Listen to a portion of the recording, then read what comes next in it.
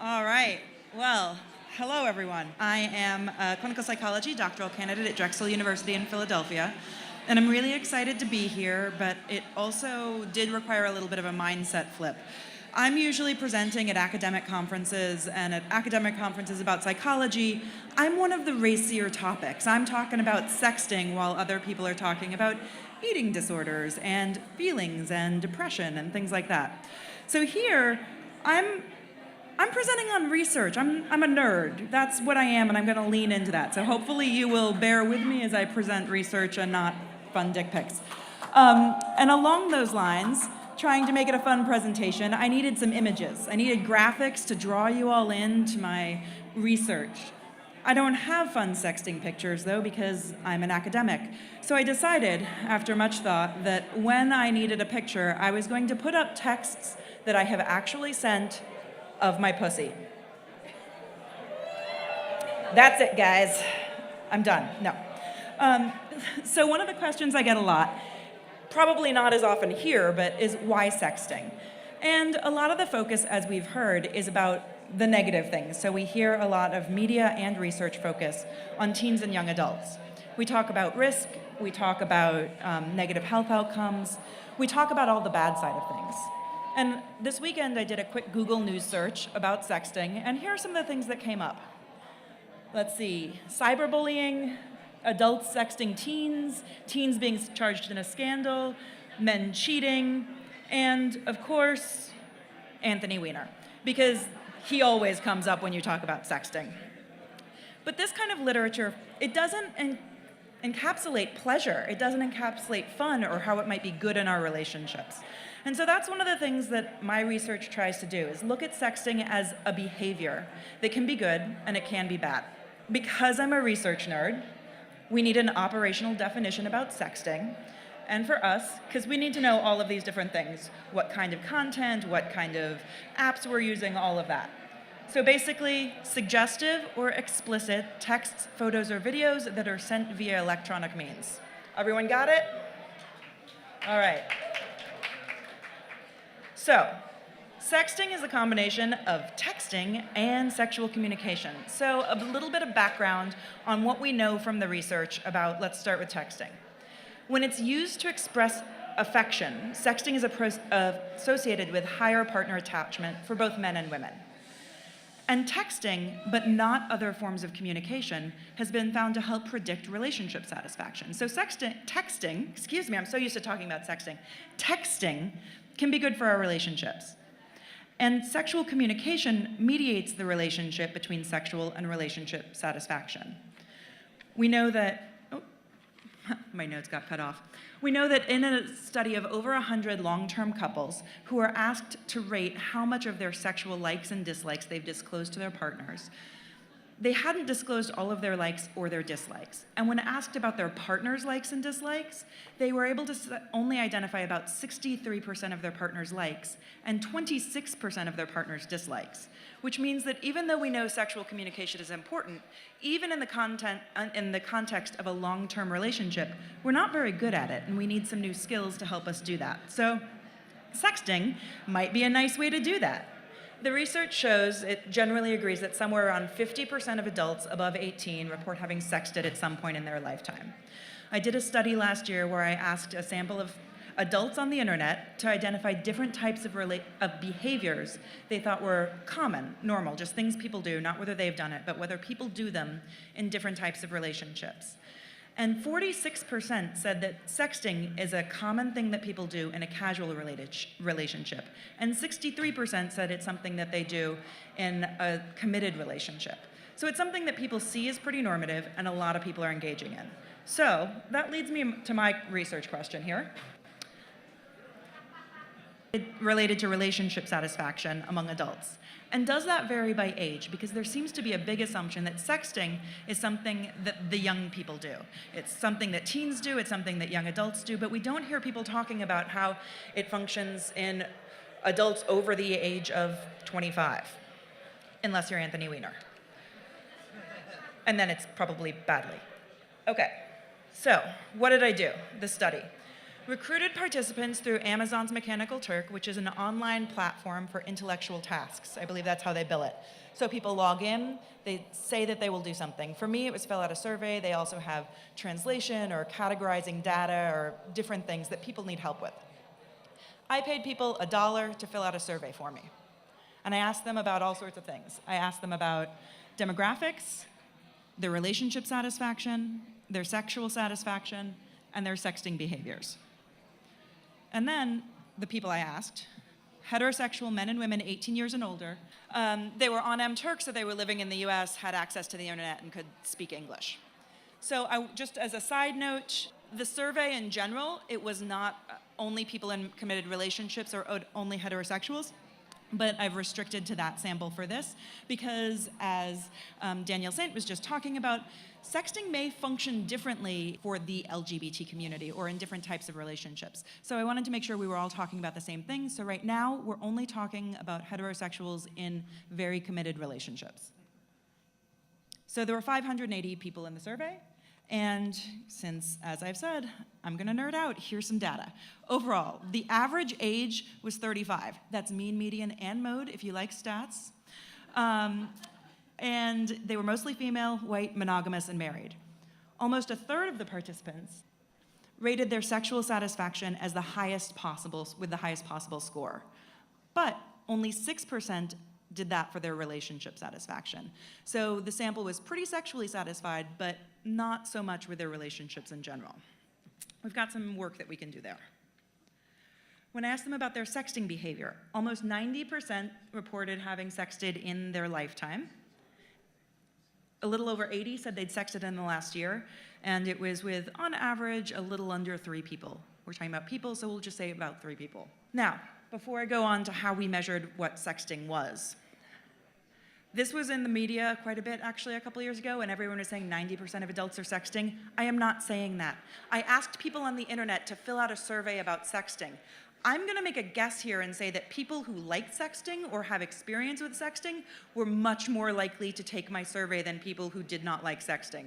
So I am not saying 90% of people sext. I am saying it's good for me, if I want to find out about sexting in relationships, that 90% of the people in my sample had sexted. So just as a caveat. In order to measure how people sexted, we asked about sexting frequency and intensity. And we did that by asking them to answer about sending and receiving separately 5 different types of texts.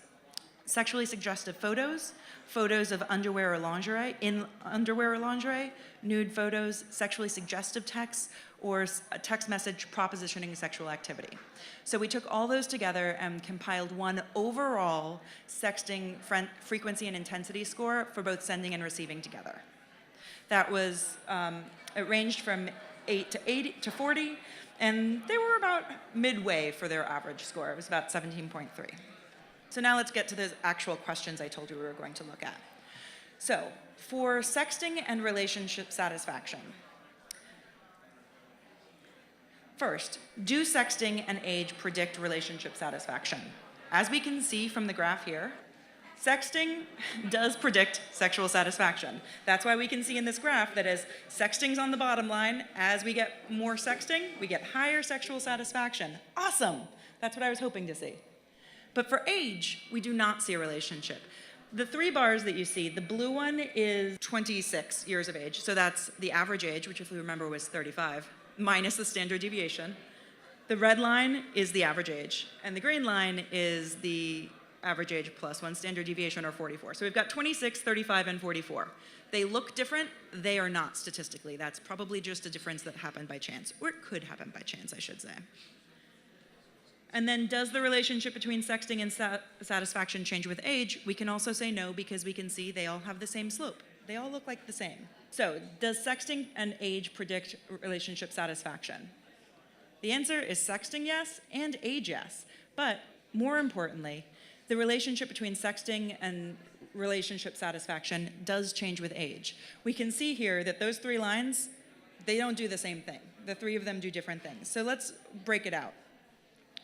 This shows that if we look at the black line in the middle there, that is our average age, that's the 35-year-olds.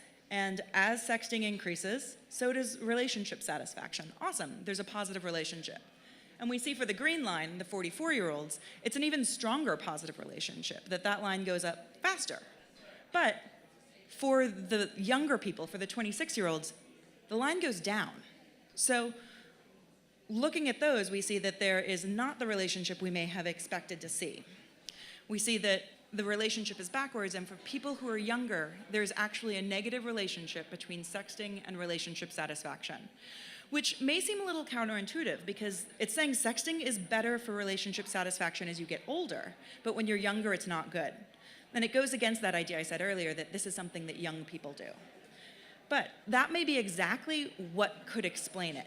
If sexting is seen as something normative or expected for younger people, they may engage in it for a lot of different reasons. If you don't think any of your peers are sexting, you're probably only doing it because you want to and it makes you feel good. So I wanted to look at how that type of factor can play into how much you want to be engaging in the behavior, if that matters. Unwanted but consensual sexting. I wanted to look at this very idea.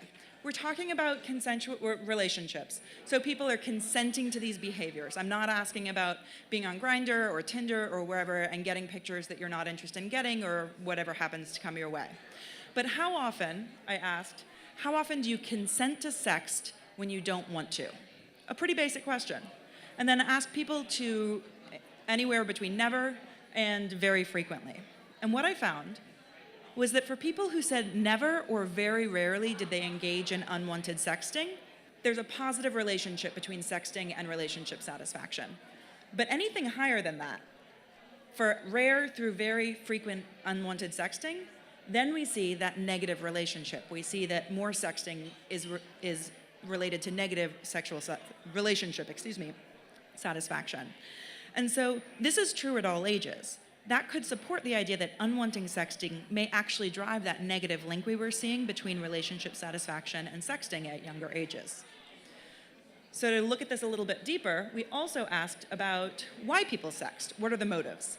And they can basically be broken down into 5 different categories: intimacy, hedonism, self-affirmation, coping, and partner approval. So these are the reasons that people might consent to sext when they don't really want to, that they have this other ulterior motive at play. And overall, we saw that lower levels of any of these motives, or all of these motives, is related to a positive relationship between sexting and relationship satisfaction. But at higher levels of these motives, that flips again. So sexting and relationship satisfaction are negatively related. So this is just a general depiction of what all of these graphs look like. The bottom line there, if we're looking at the far left, being the lowest level of the motive, and then going up medium low, medium high, and high. And we see that the higher that particular motive is, the worse the relationship between sexting and relationship satisfaction. And that could be, again, that people are not engaging in this behavior because they are enjoying it, but because they are trying to please their partner, please themselves, fix something about the relationship. This is all cross-sectional data. We can't say what's driving what. It could be that their relationships are bad, and so they're sexting, which they don't really want to be doing, but they think that it might help their relationship, so they're trying to fix it.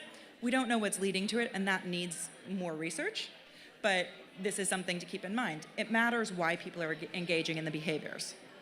So, overall, what have we said? Not all sexting is equal. It's not all the same. Sexting appears to be generally good for sexual satisfaction, but unwanted sexting is bad for relationship satisfaction. And then we see overall that wanted sexting is good for sexual and relationship satisfaction among heterosexuals. So today we're talking all about sexting. We're learning how to do it better, how to take some great photos. We're hearing about some good and some bad stories. We're hearing a lot of excitement and passion about the topic. And the good news that I have to share is that the data seem to support the fact that sexting can be good for us. Taking ownership and agency about our sexuality can be good for our sexual health. But the key is not just the consent, but the desire. Pleasure, satisfaction, and desire, they all go together. And as with all things, context matters. And it's important to ask yourself, why am I doing this? So as a clinical psychologist in training, I of course look for the clinical implications of all this work. So can we actually use sexting to help improve people's sexual health? I think we can. In fact, I'm basing my dissertation on the idea that we can. So where we can go for here, I am actually, just quick overview of what's coming next. I am building a sext ed intervention, a 15-minute educational video introducing sexting as a way to connect with your partner and improve your sexual satisfaction, reviewing ways to introduce sexting to your partner if you've never done it before, and addressing some of the common concerns that people may have. Privacy, stigma, what if someone sees it? What if the kid grabs my phone? All of those kind of things. And I'm going to use it with women who are going through fertility treatment, which is a time when sexual satisfaction tends to plummet, as a way to try and help people improve their relationships and improve their sexual health at a time when they are going through a particular health issue.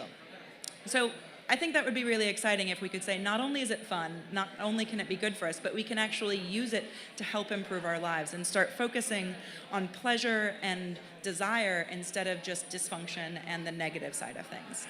So that's what I have to say.